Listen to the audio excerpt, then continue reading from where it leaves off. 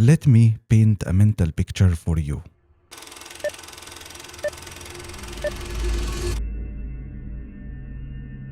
In Quran 860, Allah is commanding Muslims all over the world to prepare huge armies to terrify everyone. The word terrify is literally in the verse. In Quran 47:4, Allah then is saying, when you meet the disbelievers, i.e. non-Muslims, cut their necks. See? If you add that to Quran 5:33, where Allah is saying, those disbelievers, they should be killed or crucified, or at least their hands and feet should be cut off from opposite sides. That is in addition to Quran 4:91, where Allah is saying, kill them whenever you find them. Imagine, kill them whenever you find them. We are living in this world with people who believe in that. It should be really terrifying to be in the same place as a Muslim, right? Especially if he is, a believing Muslim who follows the commands of his Allah. See the image I painted in your head now? Put this image next to all of these hundreds of years of portraying Muslims as those violent, savage animals in every movie, in every TV show, even in kids' animations. Put all of that next to the hundreds of news media outlets who are checking every crime. They look at the criminal first before they report. If he was a Muslim, they immediately call him a T-man who did this crime in the name of his religion. But if he was not a Muslim, they ignore the crime or just call him a mad, crazy man who did an isolated crime, irrelevant to the fact that he was a Christian or an atheist or whatever. Apply those cheap, dishonest tactics for years and years and years, and congratulations. In the end, voila, you have a whole civilization of extreme Islamophobes who not only hate Muslims and, are terrified of them, but also they are okay with mass murdering their civilians.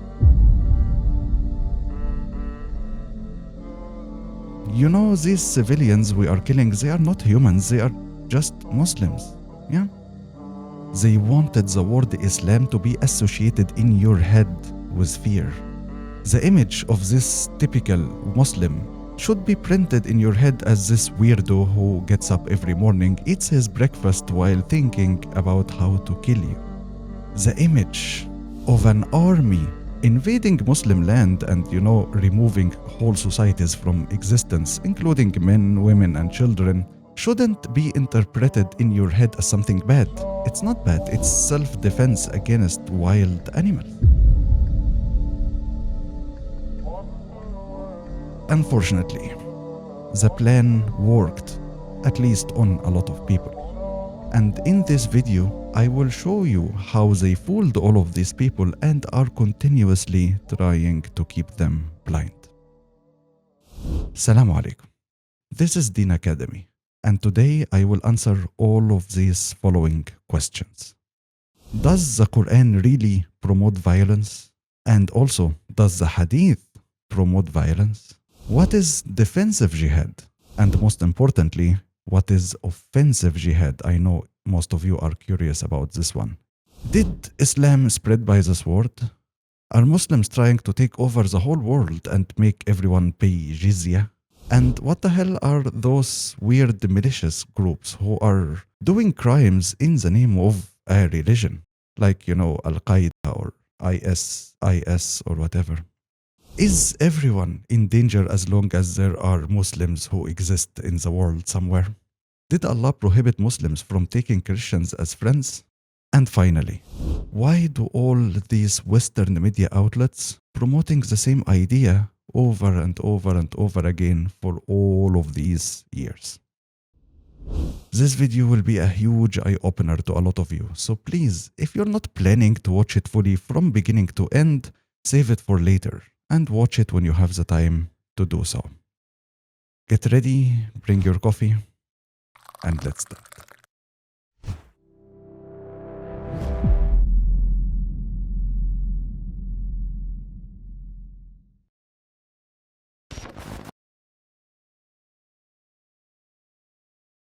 Allah said in Surah Muhammad, فَإِذَا لَقِيتُمُ الَّذِينَ كَفَرُوا فَضَرْبَ الرِّقَابِ. When you meet the disbelievers, cut their necks. See, I told you, those Muslims are just wild, barbaric animals who want to kill everyone. Every Muslim in the world wakes up and while eating his breakfast, he's thinking about how to kill you today. It is in their Quran. See, I showed you proof. This is a typical claim that we see today in a lot of videos. And the only thing that is common throughout all of these videos is they just lack honesty. They are cutting a part of a verse, and if you read the whole verse, you will know how they fooled you. So how about we read it together completely this time? Allah said, when you meet those disbelievers, cut their necks and take prisoners. But if you continue reading the verse, it says, حتى تضع الحرب أوزارها. Do that until the war is over. Until what? Until the war is over? Is this talking about a specific war? Imagine. This verse is not talking about Muslims all over the world killing everyone, as they are trying to portray. This verse was talking about how to behave in case of an ongoing war. The verse is saying, those pagan Arabs who attacked you and killed you and stole your homes, when you meet them in war, don't run away. Be courageous. Fight them with strength. Kill them and take prisoners until the war is over.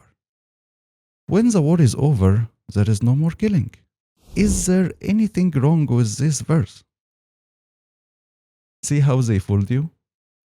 Let me give you another example. Allah said in Surah Al-Anfal, prepare a powerful army by which you may terrify the enemies of Allah. See, Allah is commanding them to terrify us. See, I told you, all of those Muslims are just wild, barbaric animals who are just waiting for the moment to kill all of us. Again, another stupid Islamophobic claim that we see in a lot of videos these days. Let's read the verse fully this time without cutting part of it. Prepare for them a powerful army by which you may terrify the enemies of Allah and your enemies. وَآخَرِينَ مِن دُونِهِمْ لَا تَعْلَمُونَهُمْ اللَّهُ يَعْلَمُهُمْ. And other enemies unknown to you, but they are known to Allah. وَإِن جَنَحُوا لِلسِّلْمِ فَاجْنَحْ لَهَا وَتَوَكَّلْ عَلَى اللَّهِ. If the enemy is inclined towards peace, make peace with them and put your trust in Allah. إِنَّهُ هُوَ السَّمِيعُ الْعَلِيمُ. He alone is all-hearing, all-knowing. Let me summarize it for you. First, make a powerful army like, any nation in the world to deter those who might want to invade you. After you prepare this powerful army, there is two possibilities. Possibility number one, someone might attack you, then you will be ready for them. Possibility number two, which is literally in the verse, if your enemy choose to offer peace, you also should offer peace as a command from Allah to the Muslims. So Allah is saying, be prepared, but accept any peace offer you have. Isn't that what every decent nation in the whole world do today? What is wrong with the verse? Why is this verse used to portray Muslims as bad people? Isn't that what you want your country to do? Anyway, next is Surah Al-Ma'idah. Indeed, the penalty for those who wage war against Allah and His Messenger and spread mischief in the land is death. Also crucifixion. Also cutting off hands and feet from opposite sides. Or exile from the land. A lot of penalties here. This penalty is a disgrace for them in this world, and they will suffer a tremendous punishment in the hereafter. This is called the ruling of Hiraba. It is a major punishment for those who terrorize civilians, Muslims and non-Muslims. And this is a very famous part of the Sharia law. For example, in case of a murder or a rape, the offender should be executed. In case of an armed robbery, the offenders should have their right hand and their left feet cut off. In case of terrorizing innocent people, offenders are to be jailed in exile, and some penalties for lesser offenses are left for the judge to decide. This is a huge part in the Sharia law. Some people don't agree with the punishment style. They say, instead of cutting his hand, put him in jail for 20 years. Yeah, that is not the point. That is not what we are trying to discuss now. The point is, the verse is talking about how the Muslim government should fight terrorism. Those people who terrorize civilians are to be punished as a command from Allah. So Allah is commanding the punishment for the terrorists. Allah is commanding Muslims to fight terrorism, not the opposite. So how are you using this verse to prove the opposite?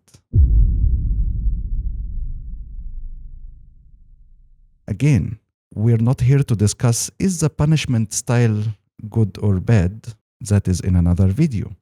The point is, this is a command from Allah to the Muslims to fight those who terrorize civilians. So you are using this verse to prove the opposite. And by the way, did you read the verse after it? It says, as for those who repent, before you apply the punishment to them or seize them, those people who repent know that Allah is all forgiving, most merciful. So even the worst people, the bad people, they still have a chance to be accepted in the mercy of Allah if they regret and repent. I don't know really how they are using this verse to claim that Muslims are violent to innocent people. And by the way, I know the questions that are running in your head right now, like, what about this group? What about this group? Yes, I will address all of that, inshallah, so stay tuned and focus with me. Next is Surah An-Nisa. Allah said, فَخُذُوهُمْ وَقُتُلُوهُمْ حَيْثُ ثَقِفْتُمُوهُمْ. Kill them whenever you find them. I have given you full permission over them. See how there Allah is commanding them to kill everyone in the whole world and giving them permission to do more killing. I told you, those Muslims are weird, barbaric, violent animals that should be eradicated from existence. So, let us kill them. Again, the same dishonest Islamophobic behavior. They are making a claim by cutting a part of a verse from its context and, giving it another meaning. So let's read it fully this time, the full verse, and see how they fooled you. The verse is saying, if they don't stop, if they don't keep away from you, if they don't stop attacking you, if they don't offer you peace, then seize them and kill them whenever you find them.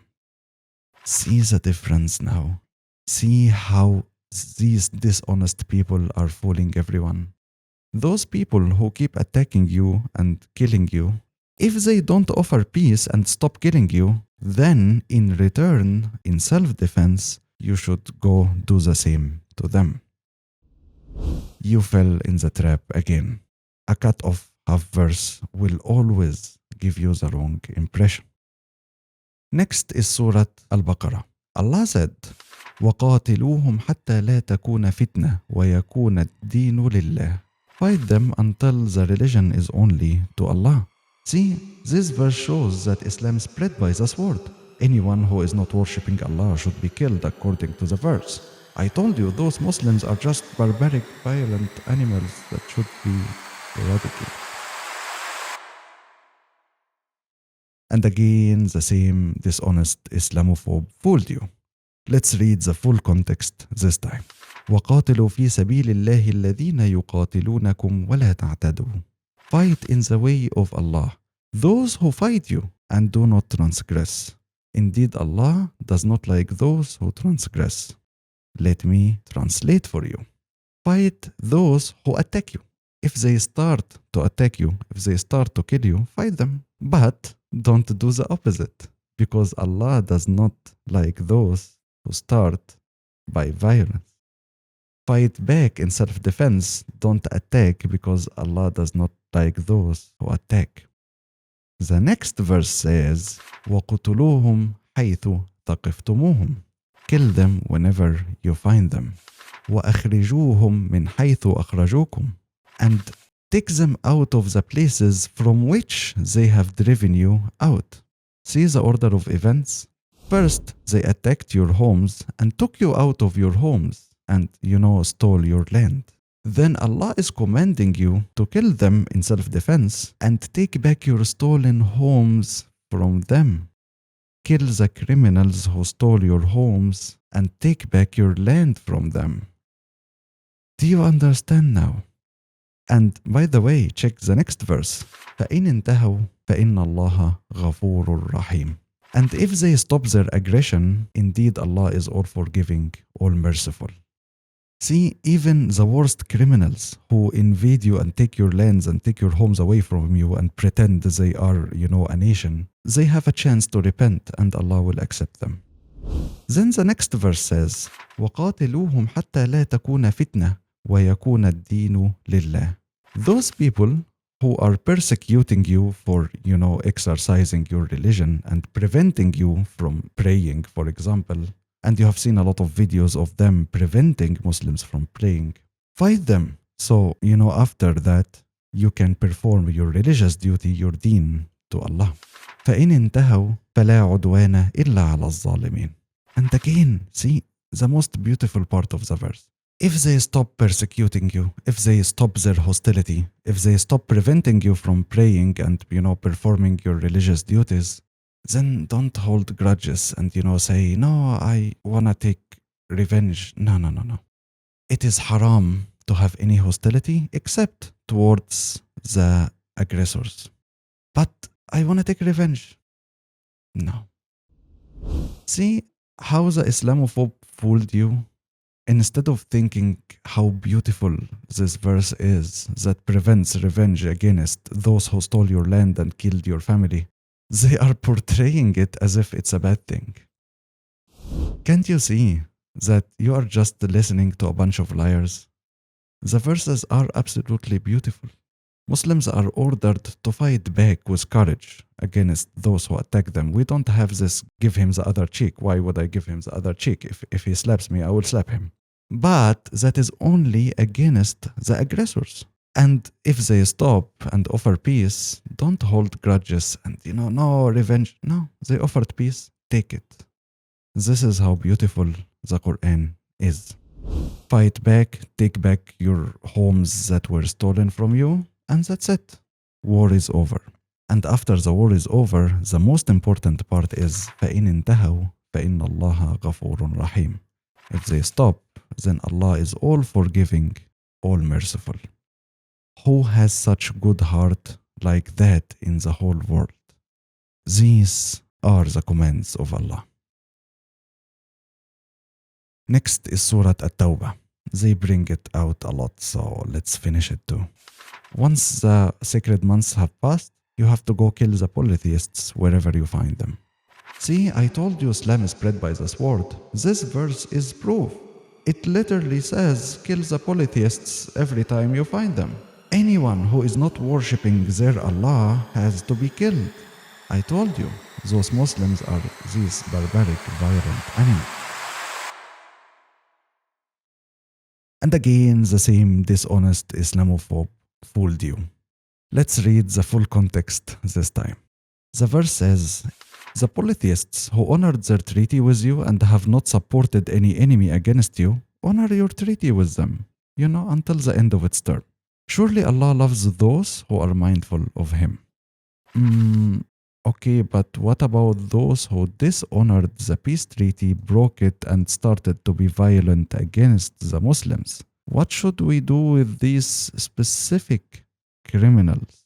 Only those who broke the peace treaty. See, the order is very important. Those who broke the peace treaty, what should we do in response to them? Then comes the next verse. Once the sacred month have passed, kill the polytheists who violated their peace treaties wherever you find them. Capture them, besiege them, and lie in wait for them in every way. Wait, we haven't finished. Next verse. During this war that you have with the criminals who broke the peace treaty, if one of them, one of the criminals, one of the non-believer polytheists, ask for your protection, O Prophet, grant him the protection and let him hear the words of Allah, and after that escort him back to his place of safety. But wait, he's a criminal. He broke the peace treaty. He's attacking us. He asked for your protection. Allah's command is escort him back to the place of safety, for they are people who have no knowledge. Even in defensive wars against those who purposely broke the peace treaty, if one asks for protection, you grant him protection. And then after the protection time is over, you escort him back to his place of safety, like literally inside the enemy territory, safely. Who has such good heart to do that today? We are talking about the commands of the All-Merciful. And yet, they are using this verse to portray Muslims as bad people somehow. And it worked. So, again, subhanallah. Anyway, I don't want to waste your time showing you how Islamophobes are lying to you with example after example after example. You get the idea. Whenever they quote any out of context half verse, easily just read the whole verse, you will see how they fooled you and how they are purposely cutting out parts to, give it a different meaning. Anyone can expose these liars. You just have to read the whole verse and voila, here is the lie. There is one more thing. Some of those Islamophobes, they use the verses in Surah Al-Ma'idah in their propaganda, so let's address it quickly. يا أيها الذين آمنوا لا تتخذوا اليهود والنصارى أولياء. O believers, take neither the Jews or Christians as guardians. They are guardians to one another. They use this verse to claim that Muslims are ordered to hate everyone. And the claim doesn't really make sense because Muslims are allowed to marry from Christians and Jews. Like, how can I have a Christian wife while being ordered to hate her? Like, you have to put some effort in your lie. When you come up with a lie to make me look bad, at least put some effort in it. Make it, make sense. If you want full details about this topic, you can check this video, Can I Be Friends with Non-Muslims? It will give you everything in details. But if you're looking for a short answer, let's just continue reading the same verse they, cut off to fool you. O believers, do not seek the guardianship of those who are given the scripture before you, i.e. Christians and Jews, and the disbelievers, i.e. pagans, polytheists, atheists, whatever. But does it say all of them? Because there is a word we're purposely ignoring here. This word, min, which means who, those among those people who made your faith a mockery and amusement. Among all of these people, some of them who are mocking your faith, mocking your belief. They look at you while you are prostrating in prayer and they point their finger and laugh at you. Those people, don't take them as guardians. وَإِذَا نَادَيْتُمْ إِلَى الصَّلَاةِ اتَّخَذُوهَا هُزُوًا وَلَعِبًا. When you call to prayer, they mock it in amusement. That is because they are a people who do not use reason. Of course, you will not take some people who are mocking your faith and mocking your worship as friends, right? Or especially guardians, because guardian is someone who I trust, not like just a friend. If they stop the mockery and respect your belief, that is a completely different scenario. Anyway, I want to summarize this whole violence in Quran topic for you. Is there violence in the Quran? And the answer is yes, there is, but only against the hostiles. The condition is extremely clear in Surah Al-Mumtahana, so let's take it as a reference and apply it everywhere. Allah does not forbid you from dealing kindly and fairly to those who have neither fought you nor driven you out of your homes. Surely Allah loves those who are fair. Allah only forbids you from befriending those who have fought you because of your faith, driven you out of your homes, or supported others who are doing so. And whoever takes them as friends, then it is they who are the true wrongdoers. Peaceful, nice people who do not attack you or mock you or take your homes, be nice and kind to them. That is a command in the Quran, but they don't show you this. But criminals who invade your land, commit mass murder, kill your brothers, take their homes, make new compounds on it, and then sell it in the US. No, those people, don't be nice to them. That's it. As easy as that. We don't give the other cheek to criminals, and we also don't transgress. We have an equal reaction, i.e., eye for an eye. Next time you are presented with any cut off half verse out of context in the Quran by someone claiming that there is violence and whatever, just apply this general rule to it and, read the verse fully from beginning to end. This way you will never be fooled again. Before I go to the next topic, I want to end this chapter with 2 verses. The first is in Surah Al-Ma'idah. Whoever takes a life, unless for punishment or murder or mischief in the land, it will be counted as if he killed all humanity. And whoever saves a life, it will be as if he saved all humanity. And finally, the verse in Surah Al-Hujurat. O humanity, indeed, I created you from male and female, and I made you into peoples and tribes, so you may get to know each other. See, get to know each other, not to fight each other. Inna akramakum indallahi atqakum. Surely the most noble of you in the sight of Allah is the most righteous among you. Allah is truly all-knowing, all-aware.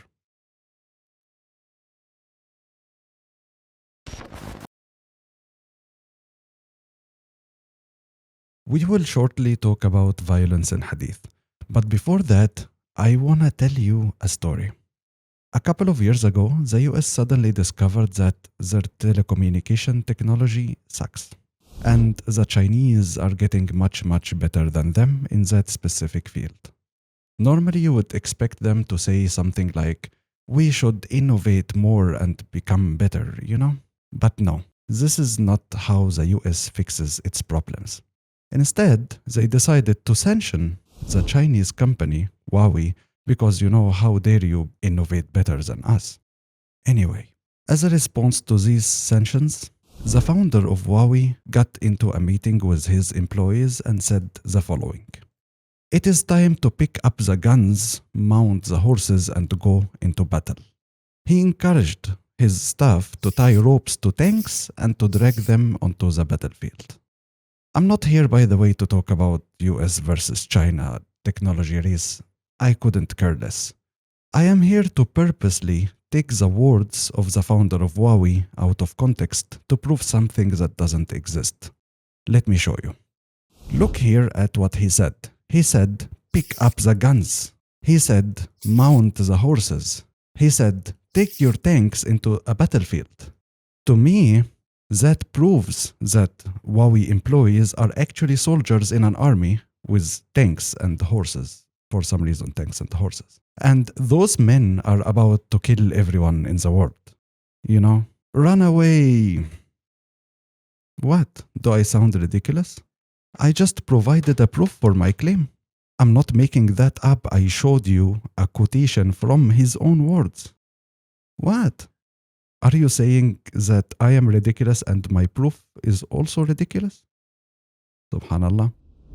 Of course, it is ridiculous, because we know for a fact that Huawei is just a technology company, and the founder was talking about innovating better telecommunication systems and stuff, right, to compete in the market. But what I was trying to do is to ignore the big picture and zoom in on specific word or two that he said, isolate them from reality and use them to prove my imaginary, alternative, ridiculous reality. But I failed. I'm happy we agree on this one, because the problem is I see you getting fooled using the same methodology every time.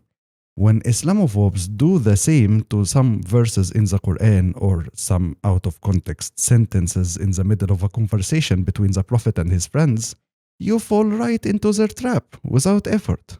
You prove to be very gullible when it comes to, religion, but when it comes to anything else other than religion, you are a normal, smart person.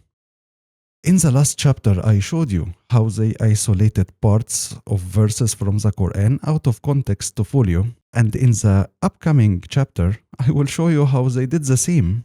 Isolate, parts of hadith out of context, zooming in specific word or two just to achieve the same goal. So how about you don't fall for it next time?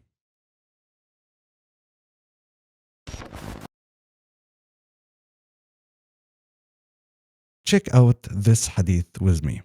أمرت أن أقاتل الناس حتى يشهدوا أن لا إله إلا الله. I was commanded by Allah to kill everyone until they say there is no God but Allah. This hadith proves that Muslims are those barbaric animals who want to kill everyone. This hadith proves that Islam was spread by the sword and blah blah blah blah Islamophobic nonsense. Again, they are trying to fool you. But you know what? We're smart now. So instead of me showing you their tricks like, every time, no, I think you already gained a lot of experience in spotting their lies. So I will ask you to do it instead.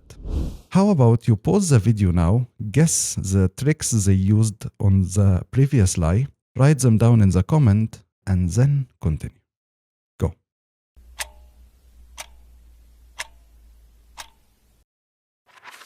I hope you get it correctly. In the previous claim, they used 4 devilish tricks on you. The first one is very obvious. Whoever made this claim isolated one sentence in the middle of one conversation between the Prophet and his companions, ignoring the context and ignoring the big picture. He just liked this one sentence. The second devilish trick they used is they translated the word uqatil to kill, which is obviously wrong. I will explain. The third devilish trick they used is they translated the word annas to everyone in the world, which is again wrong. The fourth devilish trick they used is they assumed that the word hatta implies a reason to start violence instead of implying a reason to stop it. You guessed it, which is also wrong. After all 4 devilish tricks, voila, you have a translation that is the exact opposite of the meaning of the hadith. I know a lot of you are confused now, so I will purposely go slowly on this one. Let's go step by step. The first devilish trick was whoever made this claim isolated one sentence, ignoring the context and the big picture. And we already established the big picture in the first chapter. Remember when we read all of these verses in the Quran and established that Allah commanded violence only against the oppressors, only against the criminals, the hostiles. But to those peaceful people, Allah commanded us to be kind and nice to them and just. I'm not gonna go back and revise everything that we said in the first chapter. If you scrolled randomly to here, please go back and watch it first.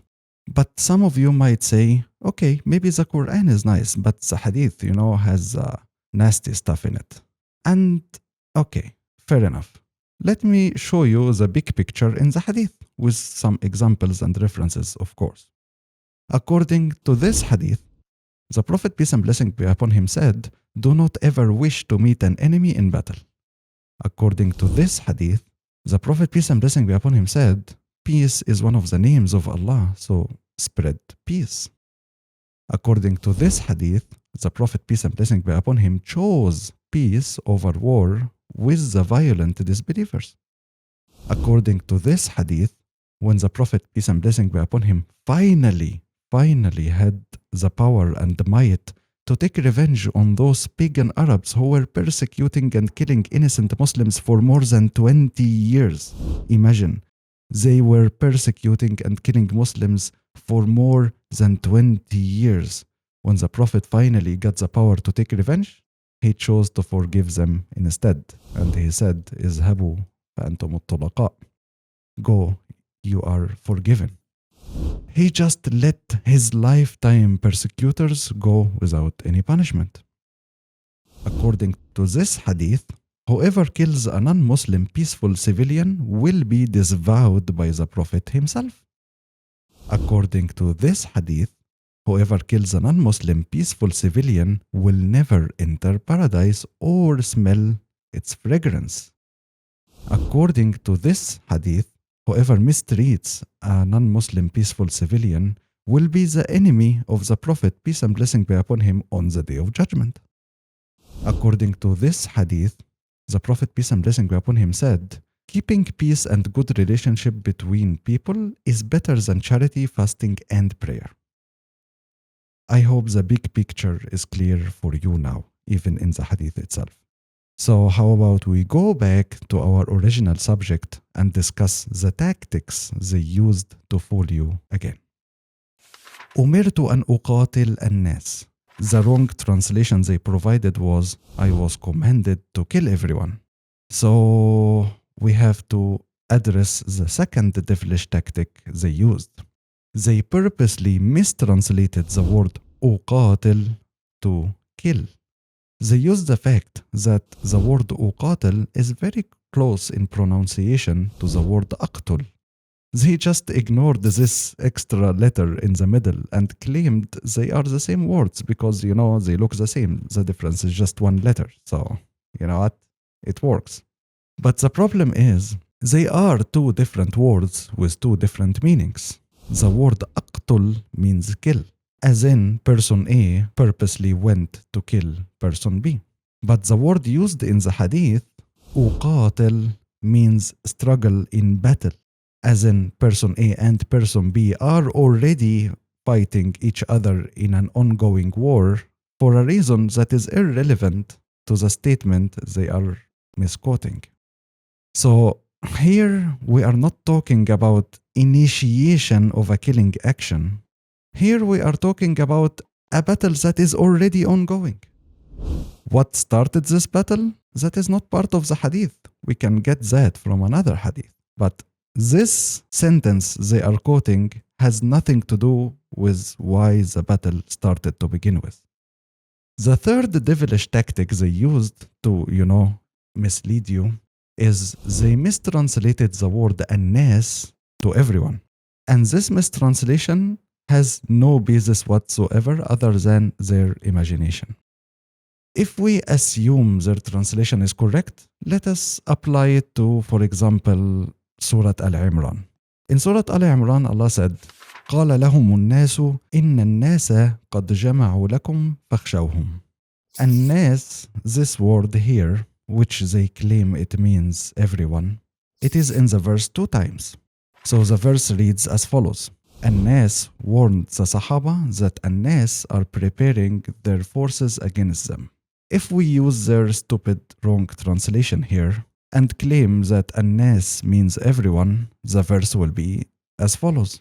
Everyone warned the Sahaba that everyone was preparing their forces against them. How can everyone warn about everyone? It doesn't make any sense, right? Well, of course, because it is simply wrong translation. The correct translation for the word الناس is a specific group of people. Let's apply that to the verse and read it again. A group of people warned the Sahaba that another group of people are preparing their forces against them. See, now it makes sense. So, going back to our original subject. The fourth and final devilish tactic they use to fool you is pretending that the word حتى assumes the reason to initiate an action. But in reality, the word حتى shows the reason to stop an action, not to start it. Like, for example, I can say, I will keep eating until I am full. The word until here translates in Arabic as حتى. So, I will keep eating until I am full. It is a word used to describe the end of an action, not the initiation. After you learned all of that, let's read the hadith again together, correctly this time without the Islamophobic devilish tactics. أمرت أن أقاتل الناس حتى يشهدوا أن لا إله إلا الله. When I am already in a battle against a specific group of disbelievers, a battle that has already started for a reason that is not mentioned in this specific hadith, because the reason is irrelevant now. We can talk about the reason later. Anyway, if one of them, the disbelievers that I'm fighting already, decided to say La ilaha illallah, there is no God but Allah, then I have to stop fighting them. The hadith is telling you to immediately stop fighting someone if he says his shahada, even if that happens in the middle of a battle. And you can get the same meaning, the same exact meaning in this hadith. This hadith is talking about the story of Osama ibn Zayd when he was fighting against the violent, oppressing disbelievers in battle. Then, in the middle of the battle, one of the disbelievers lost his sword and was about to die. Fearing death, the disbeliever decided to say, I testify that there is no God but Allah, please don't kill me. Osama ibn Zayd, of course, didn't believe him and he killed him anyway. Then, when they went back to the Prophet in Medina, they told the Prophet exactly what happened, and the Prophet got super angry. He said to Osama, did you kill the man after he said La ilaha illallah? Osama responded, yes, O Prophet, he was a liar. He was just saying that to avoid death. Obviously, he was lying. The Prophet got more angry and kept repeating, did you kill a man after he said La ilaha illallah? Did you kill a man after he said La ilaha illallah? As in, how dare you do that? I hope you understand now the tactics of the Islamophobes. I hope you are immune to their lies. لا إكراه في الدين. أن النبي صلى الله عليه وسلم قال أمرت أن أقاتل الناس حتى يشهدوا أن لا إله إلا الله وأن محمد رسول الله. طالما أنهم قاتلونا على الامتناع عن هذه الكلمة قاتلناهم. وليس القتال لأجل أن يقولوا هذه الكلمة يجبرون عليها أبدا. لا إكراه في الدين. It is much easier to learn Islam from its authentic sources. Why would you go listen to the lies of the Islamophobes first and then come asking for a refutation? That is just a waste of your time and your energy. Instead, just learn from the authentic sources.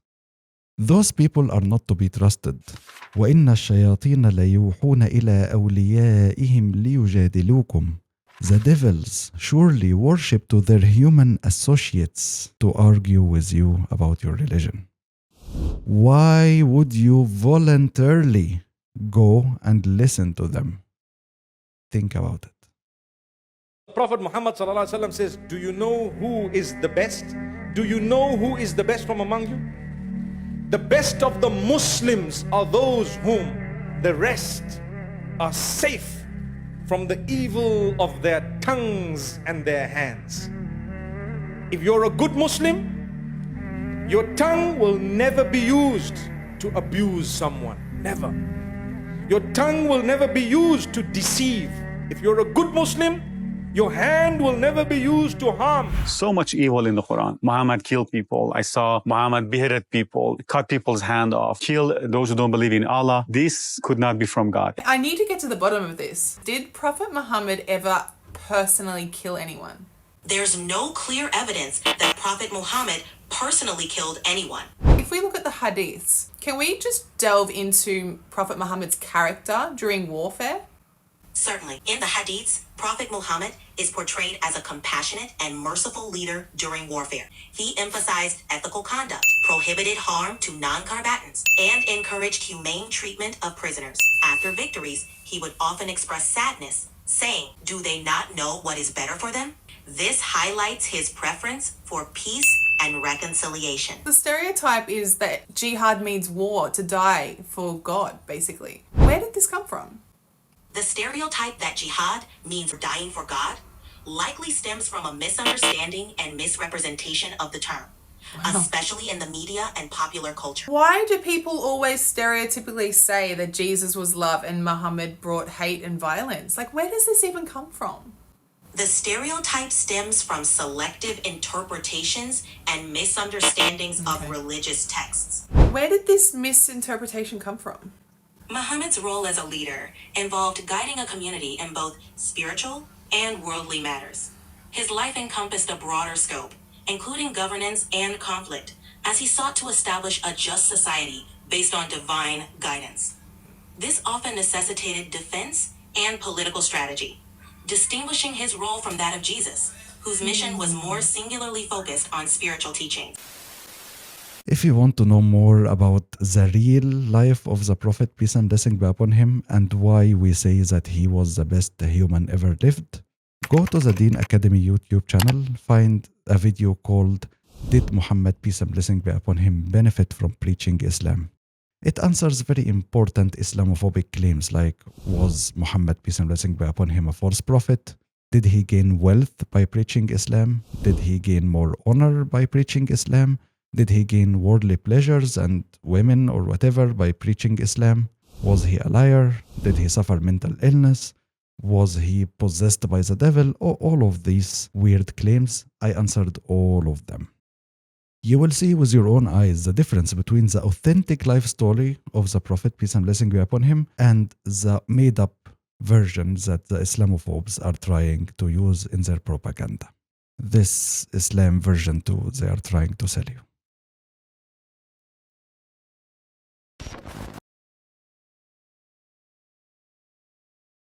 You know what? Let me just stare you in the face and give you the bad news right away. Unfortunately, we only finished a third of what I have prepared for you. And there is a lot that you need to know to, fully debunk the whole violence in Islam claim. We still have to talk about jihad, about offensive jihad, about spreading of Islam. Was it done by the sword or not? We still have to talk about the war rules of Islam. We still didn't talk about the freedom of religion in Islam and the apostasy rule because a lot of you asked about it. We still have to talk about those militant weird groups that came into existence suddenly and then disappeared suddenly, who committed a lot of obvious crimes claiming it is in the name of Islam specifically for some reason. Who made these groups and why? That is a very important question. And we still have to talk about the dehumanization of Muslims in Western media and how it is done and why it is done. So anyway, there will be part 2 and part 3 for this video. They will be very, very important, as you can see. After you watch them, you will get the full picture once and for all, and you will be super immune to any lies in their propaganda. I will leave links to all of them in the description below. For now, I want to share with you why I started recording and uploading all of this Violence in Islam series. A couple of months ago, I was uploading the Bible's Dark Side series. And in part 1 of that series, I spent more than 1 hour continuously reading shocking verses from the Bible that promotes killing babies, ripping open pregnant women's bellies, and, of course, genocide. I showed that genocide is an indivisible part of the commands of the Bible God to his people, without a shadow of a doubt. If you don't believe me, you can go there and check yourself. And of course, as you know, when Christians have nothing to say, they always resort to the know you strategy. You know the strategy of kindergarten kids? When one of them says, you are stupid, and the other kid is like, no, you are stupid. And then the first one say, no, you are stupid. Yeah, this strategy. For them, they have no answer. So instead of answering important questions that I asked in the video from their teachings, they instead said, no you, basically. When I asked them, are you okay with the teachings of your claimed God or not? They just pointed their finger back at me and said, what about the Quran? You didn't answer me, but you know what? It is what it is. I got a lot of messages requesting clarifying the violence in Quran claims. And also this lovely person in the comments, see, he said, after done showing the dark side of the Bible, show us the dark side of the Quran too. See? The know you strategy. And you know what?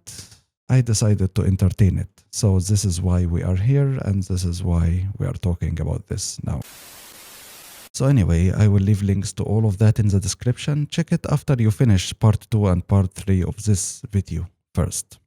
And as always, don't go before you listen to some Quran with me. Assalamu alaikum.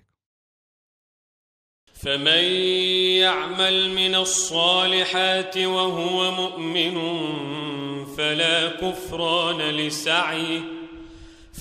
كفران لسعيه وإنا له كاتبون وحرام على قرية أهلكناها أنهم لا يرجعون حتى إذا فتحت فتحت يأجوج ومأجوج وهم من كل حدب ينسلون حتى إذا فتحت يأجوج ومأجوج وهم من كل حدب ينسلون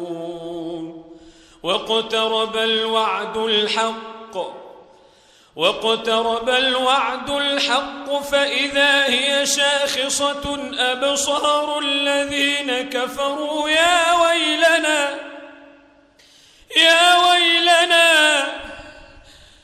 ويلنا قد كنا في غفلة من هذا بل كنا ظالمين يا ويلنا قد كنا في غفلة من هذا بل كنا ظالمين إنكم وما تعبدون من دون الله حصب جهنم إنكم وما تعبدون من دون الله حصب جهنم أنتم لها واردون لو كان هؤلاء آلهة ما وردوها وكل فيها خالدون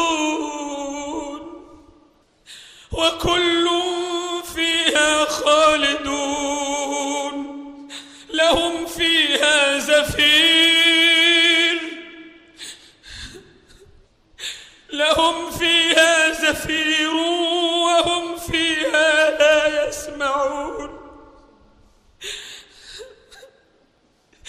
لهم فيها زفير وهم فيها لا يسمعون إن الذين سبقت لهم منا الحسنى أولئك عنها مبعدون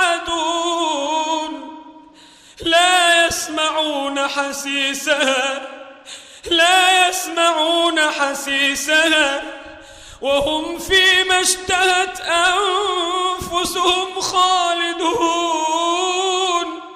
لا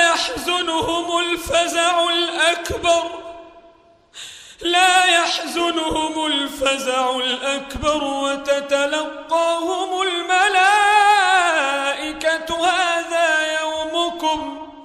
هذا يومكم الذي كنتم توعدون